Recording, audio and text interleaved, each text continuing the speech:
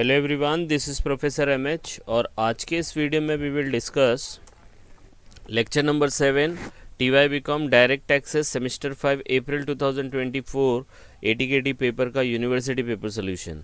And the question is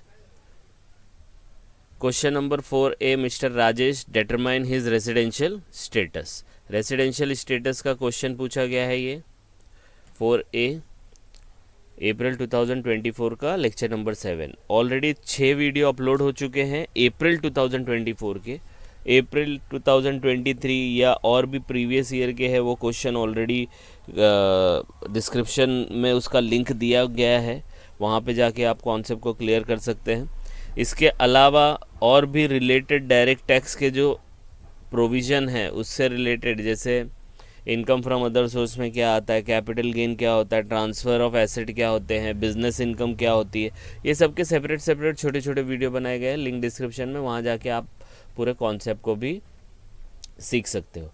यहाँ पे हम लोग ने स्टार्ट किया है कि जैसे ये लेक्चर सीरीज़ में जैसे रेसिडेंशियल स्टेटस का क्वेश्चन है तो इसको हम लोग रिवाइज भी करेंगे और क्वेश्चन को कैसे सॉल्व करते हैं वो भी देखेंगे। तो let's start with the question first, then we do some revision and question को कैसे सॉल्व करना है वो। क्वेश्चन दिया है Rajesh comes to India for the first time. देखो ये वर्ड याद रखने का, फॉर द फर्स्ट टाइम, पहली बार इंडिया में आया। नाम राजेश है लेकिन पहली बार वो इंडिया में आया। कब आया? अप्रैल 10, 2021 को। 21 में आया, अप्रैल 2021। कौन सा साल हो गया ये? तो ये हो गया आपका 2021 and 22। He stays in Chennai up to 10 April 2023। 2023 10 April तक ही वो रुका and thereafter shift to Mumbai. Mumbai shift हुआ and depart from Mumbai for his native place on 10 October. देखो 3 डेट दे दिए कि नहीं दे दिए? तो याद रखना, जब डेट दिया होगा तो थोड़ा सा कैलकुलेशन चेंज होगा। Determine his residential status. अब रेसिडेंशियल स्टेटस निकालना है। सबसे पहले रेसिडेंशियल स्टेटस क्या होता है? सबसे पहले रेसिडेंशियल, क्योंकि ऑब्जेक्टिव में आएगा तो आप लोग लिख सकते हो। रेसिडेंशियल स्टेटस जो होता है हर साल निकाला जाता है, पहला पॉइंट। दूसरा, रेसिडेंशियल स्टेटस जो होता है उससे जब निकाला जाता है ये सिटीजनशिप से अलग होता है। Citizenship is different and residential status is different. Citizenship में क्या होता है कि आप इस कंट्री के सिटीजन हो। रेसिडेंशियल स्टेटस हर साल चेंज होता है, ठीक है। तो ये दूसरा पॉइंट हो गया। तीसरा, रेसिडेंशियल स्टेटस से पता चलेगा कि आपको इंडिया के अंदर कौन सी इनकम पे टैक्स भरना है और कौन सी इनकम पे टैक्स नहीं भरना, कौन सी इनकम टैक्सेबल होगी, कौन सी इनकम नॉट टैक्सेबल होगी। अब ये रेसिडेंशियल स्टेटस आपको निकालना पड़ेगा। तो ये कितने टाइप के वो देख लेते हैं। तो रेसिडेंशियल स्टेटस जो है वो मेनली 2 पार्ट में डिवाइड है। पहला होता है एक रेजिडेंट होता है, दूसरा होता है एक नॉन रेजिडेंट होता है, ठीक है।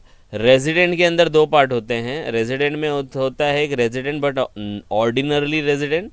ऑर्डिनरली है लेकिन आप इसको ROR या ऑर्डिनरी भी पढ़ सकते हो। फिर resident but not ordinarily resident, RNOR short form में, ROR, RNOR, RNR। अब ये 3 टाइप के है, 2 ही, 1 2 रेजिडेंट नॉन रेजिडेंट। लेकिन रेजिडेंट के अंदर एक ये ऑर्डिनरली है और एक नॉट ऑर्डिनरली है, तो इसको शॉर्ट फॉर्म में बोलते हैं ROR। तो इन शॉर्ट कितना हो गया? 1 हो गया, दूसरा ये 2 हो गया और ये 3। तो 3 टाइप के स्टेटस होते हैं, ठीक है। लेकिन आपको डायग्राम ऐसे ही लिखना है जिससे आपको पूरा मार्क्स मिलेगा। तो ये बंदा जो मिस्टर राजेश है यहाँ पे जो दिया है, तो ये राजेश को आपको डिसाइड करना है कि वो ROR है, RNOR है या NR है। ये आपको डिसाइड करना है, ठीक है। तो अब कैसे डिसाइड करना है और कैसे इसको सॉल्व करना है, तो बहुत सिंपल सा लॉजिक है। सबसे पहले ये क्वेश्चन में देख लेते हैं, ये स्टेटस था। अब ये कैसे निकलता है, इसके लिए कुछ कंडीशन होती है। तो ये B1 और B2, अगर रेजिडेंट होगा तो वो B1 और B2 सेटिस्फाई करेगा। अगर वो नॉन रेजिडेंट होगा,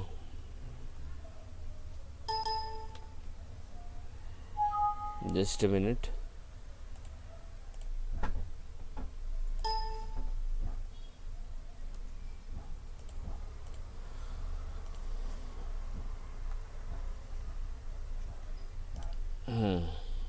ये क्वेश्चन था।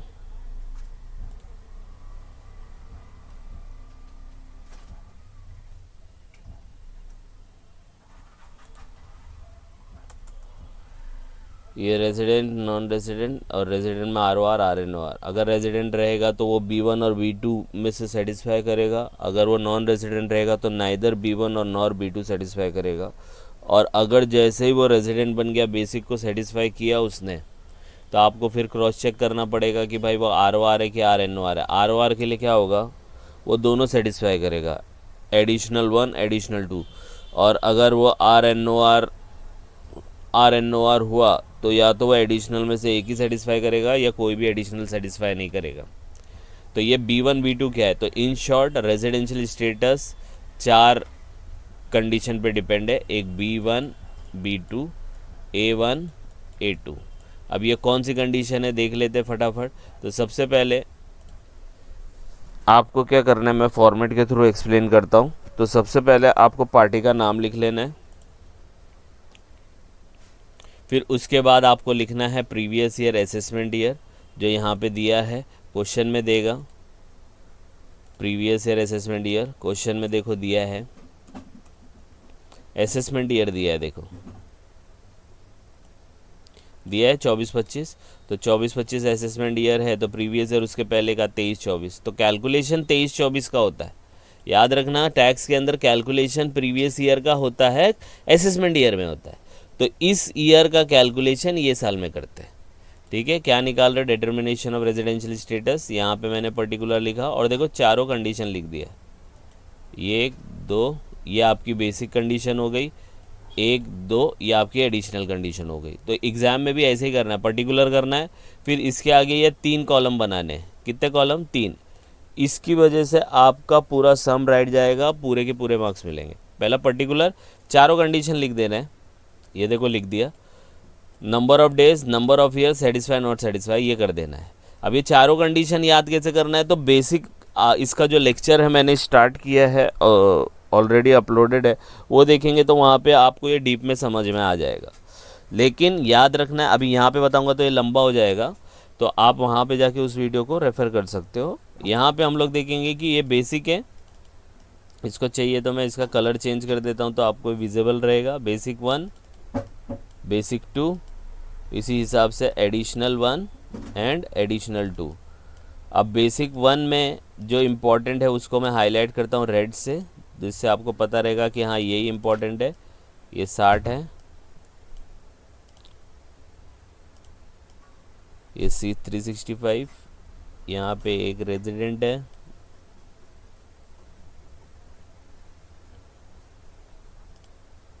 टू आउट ऑफ 10 ईयर्स,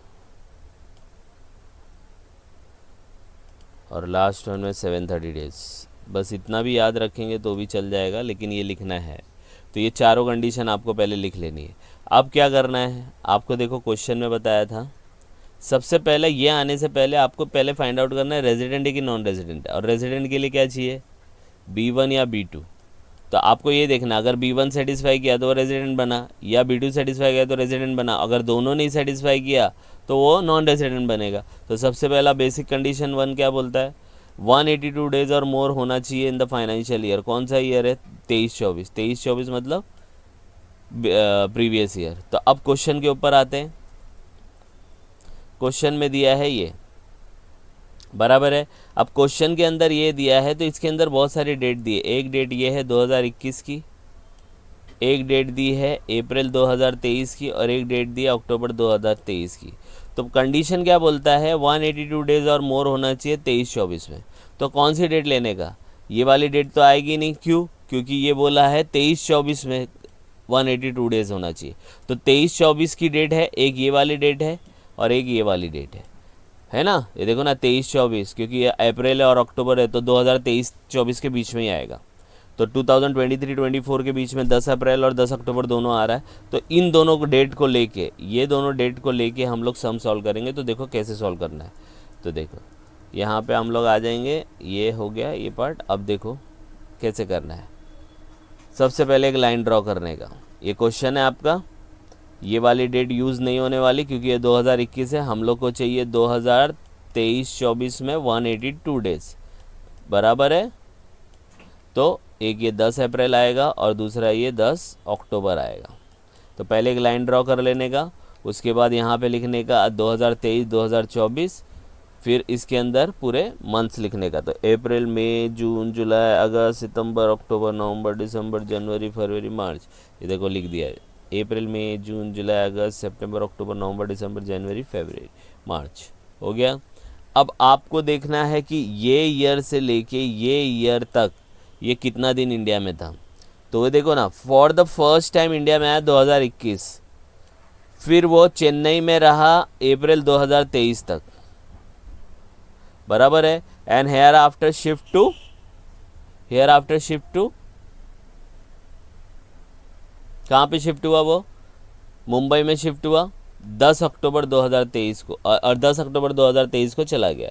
इसका मतलब क्या, वो फॉर द फर्स्ट टाइम आया और चेन्नई में कब तक रहा, वो 10 अप्रैल तक रहा। तो 10 अप्रैल तक रहा, तो 10 अप्रैल तक वो इंडिया में था, बराबर है। तो 1 अप्रैल, इसका मतलब क्या, चेन्नई में रहा 10 अप्रैल तक और उसके बाद मुंबई में रहा 10 अक्टूबर तक। तो इसका मतलब अप्रैल में वो पूरा इंडिया में था, मई में भी पूरा इंडिया में ही था, जून में भी पूरा इंडिया में ही था, जुलाई में भी पूरा, अगस्त में भी पूरा, सितंबर में भी पूरा, और 10 अक्टूबर तक वो इंडिया में था। तो देखो यहाँ पे ये लाइन ड्रॉ किया, तो इस डेट से लेके इस डेट तक 10 अक्टूबर तक वो कहाँ था, इंडिया में था। उसके बाद वो कहाँ चला गया, नेटिव कंट्री यूएसए चला गया। तो ये पीरियड जो होता है वो यूएसए का है, तो अपने को यूएसए का काउंटिंग नहीं करने का है, इंडिया का काउंटिंग करने का है। तो अप्रैल में कितना दिन आएगा, 30 दिन, मई में कितना दिन आएगा, 31 दिन, जून में 30, जुलाई में 31, अगस्त में 31, सितंबर में 30, अक्टूबर में जिस दिन जाता है और जिस दिन वो इंडिया में आता है वो दोनों दिन इंडिया में काउंट करने का 10। अब इन सबको आप ऐड करोगे तो कितना दिन होता है, 193। तो मतलब 2023-24 में वो कितना दिन था, 193। और अपने क्वेश्चन में क्या बोला, 23-24 में कितना दिन होना चाहिए, 182। तो नंबर ऑफ डेज में आप क्या लिखने का, नंबर ऑफ डेज में क्या लिखने का, 193 डेज लिखने का। नंबर ऑफ ईयर्स यहाँ पे 0 आएगा क्योंकि यहाँ पे नंबर ऑफ डेज का ही खेल है। सेटिस्फाइड और नॉट सेटिस्फाइड, सेटिस्फाइड हो गया। जैसे ये सेटिस्फाइड हुआ, अगर आपको प्रीवियस क्वेश्चन प्रीवियस इसका फॉर्मेट पता था, ये देखो अपना पहला क्वेश्चन क्या है, ये दोनों है, रेजिडेंट या नॉन रेजिडेंट। तो रेजिडेंट के बनने के लिए क्या चाहिए, B1 और B2। तो B1 और B2 में से B1 तो सेटिस्फाई किया है ना, देखो और लिखा है, ये क्या मतलब है, और का मतलब क्या होता है, या तो B1 हो या तो B2 हो, दोनों नहीं, एक हो गया तो छोड़ दो फिर। तो ये B1 सेटिस्फाई कर लिया, जैसे ही B1 सेटिस्फाई कर लिया वो क्या बन जाता है, रेजिडेंट। तो यहाँ पे फिर ये वाले को B2 को हम लोग क्या करेंगे, no need no need no need. क्यों, क्योंकि उसने एक कंडीशन सेटिस्फाई कर लिया, जैसे ही उसने B1 सेटिस्फाई कर लिया B2 को देखने की ज़रूरत नहीं क्योंकि और बोला है। तो ये रेजिडेंट बन गया, रेजिडेंट बन गया। अब इसका नाम आ जाएगा यहाँ पे, Rajesh is a resident as is satisfy basic condition. समझ में आया, 1 कैसे बेसिक कंडीशन, क्योंकि रेजिडेंट बनने के लिए B1 और B2 चाहिए। तो B1 तो सेटिस्फाई किया, तो यहाँ पे लिखने का mister Rajesh is resident as is satisfy basic condition number 2। अब जो ये एडिशनल है, अब अपना खेल बढ़ गया। अगर ये नाइदर B1 B2 होता तो नॉन रेजिडेंट होता। अब रेजिडेंट के बाद उसको चेक करना है कि वो ROR है कि RNOR है, ROR है कि RNOR है। ROR के लिए दोनों कंडीशन वो सेटिस्फाई करेगा, और अगर RNOR रहेगा ना तो दोनों में से एक नहीं करेगा या दोनों नहीं करेगा। तो दोनों एडिशनल कंडीशन देखो इधर दिया है। एडिशनल कंडीशन क्या बोलता है, पहला A1 रेजिडेंट होना चाहिए 2 out of 10 year immediately preceding the financial year 23-24। 23-24 के पीछे के 10 साल, 23-24 के पीछे के 10 साल में से कोई भी 2 साल। तो 23-24 के पीछे कितने 10 साल होते हैं, तो 22-23 हो गया, 21-22 हो गया, 20-21 हो गया, ऐसे करके 10 साल लेने का, बराबर है। वो 10 साल में कोई भी 2 साल में रेजिडेंट होना चाहिए। तो रेजिडेंट के लिए क्या चाहिए, B1 और B2। तो B1 ही देखने का क्योंकि B1 ईजी है, 182 डेज, मतलब कोई भी 2 साल में वो 182 डेज होना चाहिए। अब देखो कैसे होगा, ये वाला तो हो गया था। अब देखो सेकेंड पार्ट, वो आया 10 अप्रैल 2021 में, बराबर है। देखो अगर ये ऐसे नहीं समझ में आता आपको तो मैं आपको बताता हूँ, आपने को क्या लिखना है, 2023-24 लिखना है पहला, और इसको डैश करना है, इसको क्या करना है, डैश 0। क्योंकि क्या बोला है देखो ना, preceding the financial year, preceding मतलब प्रीवियस ईयर, ये एक्चुअल में यहाँ पे एक वर्ड और आता है immediately, immediately preceding the financial year. 23-24 के पीछे के 10 साल, तो ये 23-24 है, तो इसके पीछे के 10 साल कैसे लिखेंगे? तो ऐसे करने का 22, 21, 20, 19, 18, 17, 16, तो हो गया 3, 4, 5, 15 और ये 14। अब यहाँ पढ़ने का, यहाँ पे ये 24 है तो ये डैश मारने का, तो ये 23 हो जाएगा, ये 22 हो जाएगा, उल्टा लिखने का ये 21 हो जाएगा, तो गलती नहीं होगा, ये 20, ये 19, ये 18, ये 17, ये 16, ये 15, ऐसा लिख लेने का अगर ये वाला नहीं समझेगा तो। अब ये वाला साल तो लेने का नहीं, इसके प्रीवियस ईयर के 10 साल, तो ये 10 साल हो गए, 4 एक और आ जाएगा, 3, 2, 5, 4, 9, एक और आएगा, यहाँ पे 14 के पीछे का 13 और 15 के पीछे का 14। अब इसमें देखो कौन से 10 साल में, कोई भी 2 साल में रेजिडेंट होना चाहिए। रेजिडेंट का मतलब होता है B1 और B2, दोनों में से कोई एक होना चाहिए, ठीक है। तो B1 देखेंगे तो B1 ईजी पड़ता 182 डेज, तो देखने का कि कौन से 10 साल में से 2 साल में वो 182 डेज है। तो देखो वो आया कब, फर्स्ट टाइम वो 10 अप्रैल को ही आया 10 अप्रैल को, मतलब ये कौन सा साल है, 21-22, तो 21-22 में उसका कैलकुलेशन आएगा। और ये वाले साल में वो क्या था, 0 था, क्योंकि वो यूएसए में था, बराबर ना। पहली बार वो इंडिया में आया 10 अप्रैल 2021 में, मतलब 21-22 में कितना दिन आया वो, 365 माइनस 09। कैसे किया पता है, 10 अप्रैल को आया, मतलब 9 अप्रैल तक वो कहाँ था, यूएसए में था, तो 365 में से 9 माइनस किया, मतलब वो 365 दिन था, तो यहाँ पे वो 365 दिन था, बराबर है। यहाँ पे भी वो 365 ही दिन रहेगा, है ना। 23-24 में वो चला गया, बराबर है। तो 2 साल तो है ना, तो इधर पे देखो थोड़ी, ये वाला 356 है, ठीक है। देखो मैंने यहाँ पे क्या किया, तो प्रीवियस ईयर में तो 0 लिखने का, बराबर है। 21-22 में वो कितना दिन आया, 356 दिन, और 22-23 में वो 365 डेज। कैसे पता चला, क्वेश्चन में देख सकते हो आप, 10 अप्रैल 2021 को आया, मतलब 21 से पहले वो कहाँ था, यूएसए में था, तो उसका कैलकुलेशन ही नहीं आएगा। इसीलिए तो देखो ना यहाँ पे 21-22 तक ही हम लोग ने लिया और उसके पहले 0 कर दिया, क्योंकि 0 दिन था वो, बराबर है। फिर जाते हैं, फिर वो 10 अप्रैल 2023 को स्टे, मतलब आके 10 अप्रैल 2023 तक वो चेन्नई में था, फिर मुंबई में शिफ्ट हुआ, लेकिन था तो वो 2021 से लेके 10 अक्टूबर तक, 10 अक्टूबर तक था कि नहीं था इंडिया के अंदर।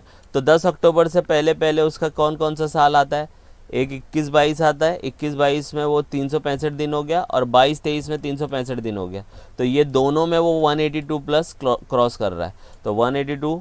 तो ये वाला B1 और B2, तो B1 सेटिस्फाई किया है, यहाँ पे लिख देंगे, नंबर ऑफ डेज नहीं आएगा, नंबर ऑफ ईयर, कौन से 2 साल में सेटिस्फाई किया, 21-22 में सेटिस्फाई किया और 22-23 में, और यहाँ पे लिख देंगे हम लोग सेटिस्फाइड। बस इतना लिखना है, समझ में आया। उसने बोला है कि कोई भी 2 साल बताओ, तो 2 साल ये सेटिस्फाई हो गया, बराबर है। वो आया ही 10 साल, जो पीछे के 10 साल बोल रहे, तो 10 साल में वो 3 ही साल था, 2 ही साल था सॉरी, तो वो दोनों साल में वो 182 प्लस था, तो ये सेटिस्फाई किया।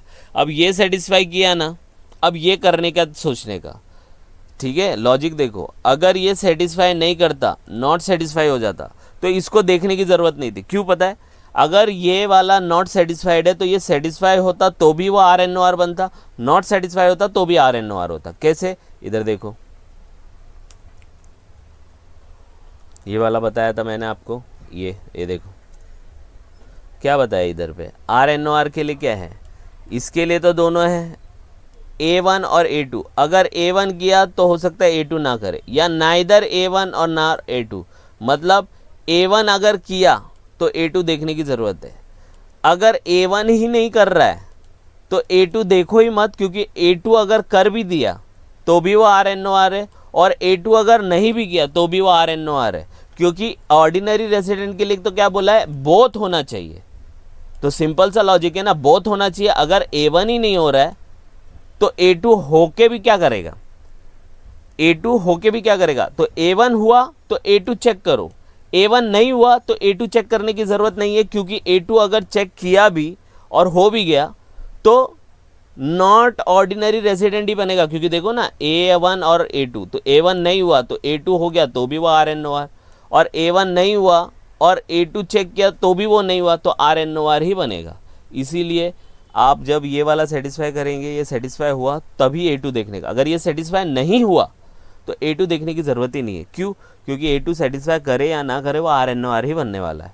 तो अब ये क्या बोलता है, they have stayed in India for 730 days और more in the during the last year 7 year, यहाँ पे वर्ड आएगा इमीडिएटली प्रीसीडिंग द फाइनेंशियल। 23-24 के पीछे के कितने साल, 7 साल। अब 7 साल में कितने दिन होना चाहिए, तो हम लोग ने तो लिखा है ना यहाँ पे, हम लोग ने लिखा है यहाँ पे, ये देखो 10 साल लिखे, लेकिन 10 साल में सिर्फ वो 2 साल ही यहीं था। 7 साल लेंगे तो आपको ये वाला 1 2 3 4 5 और ये 6 और ये 7, लेकिन ये साल तो वो इंडिया में था ही नहीं ना, वो आया ही ये साल से है, तो ये साल से ऊपर ऊपर अपने पास यही 2 लेने का, ये वाले ईयर को कैलकुलेशन में नहीं लेने का। तो 365 और 356 कितना होता है, तो यहाँ पे देखो कैलकुलेशन किया है, 356 और 365 721 डेज होता है, और चाहिए कितना 730, तो ये वाला आपका यहाँ पे तो 0 आएगा, ईयर से मतलब ही नहीं है, नॉट सेटिस्फाई। और जैसे ही ये नॉट सेटिस्फाई होगा, देखो A1 किया तो A2 नहीं करेगा या दोनों नहीं करेगा, तो वो आंसर क्या बन जाएगा आपका, mister Rajesh is a resident but not ordinarily resident, RNOR as he satisfy only one additional condition. ठीक है, तो ये आपका 15 मार्क का क्वेश्चन बन गया। ठीक है, तो इसको आप गो थ्रू करो, देखो ये मैंने बना दिया है, ये आपका पूरा क्वेश्चन का फॉर्मेट है, इसमें कोई भी डाउट आता है तो आप कमेंट करके बता सकते हैं। ठीक है, तो जस्ट गो थ्रू इट, कुछ डाउट आएगा please comment, and please like and subscribe for more videos. Thank you.